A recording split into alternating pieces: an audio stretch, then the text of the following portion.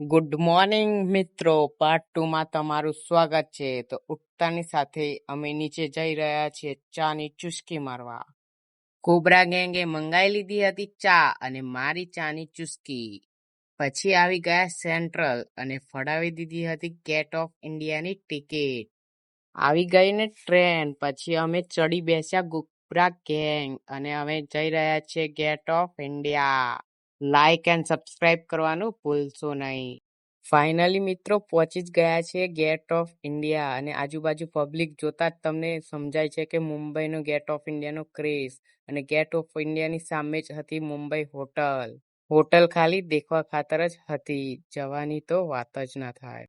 Gate of India અને તાજ હોટલમાં પડાઈ જ દીધા ફોટા અલગ અલગ પોઝમાં અને મારી કોબરા ગેંગે પણ ફોટા પડાઈ જ દીધા હતા. मौसम तो ऐसा लग रहा है दिल गार्डन गार्डन हो रहा है, बहुत मजा आ रहा है यहाँ पे. દિલની મજા કડવી કરીને અમે નીકળી પડ્યા હતા જૂ બીચ જવા માટે.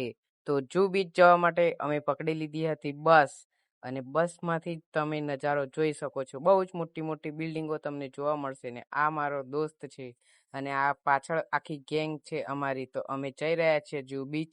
બીચમાં પહેલા જ તમને નારિયેળી બતાવી અને આખું બીચની દ્રશ્ય તમને બતાવું, તમે જોઈ શકો છો.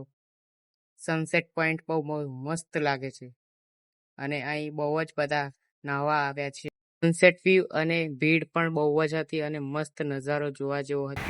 મને અને મારી કોબરા ગેંગને જૂ બીચ પર બહુ જ મજા આવી. બહુ ફોટા પાડ્યા અને આ છેડેથી પેલા છેડે નીકળી ગયા હતા વોક કરવા માટે. 2 દિવસ માટે આવ્યા હતા ગુજરાતથી મુંબઈ ફરવા માટે અને અમારી યાત્રા અહીંયા જ પૂરી થાય છે. હવે પાછા ગુજરાત જઈએ છીએ.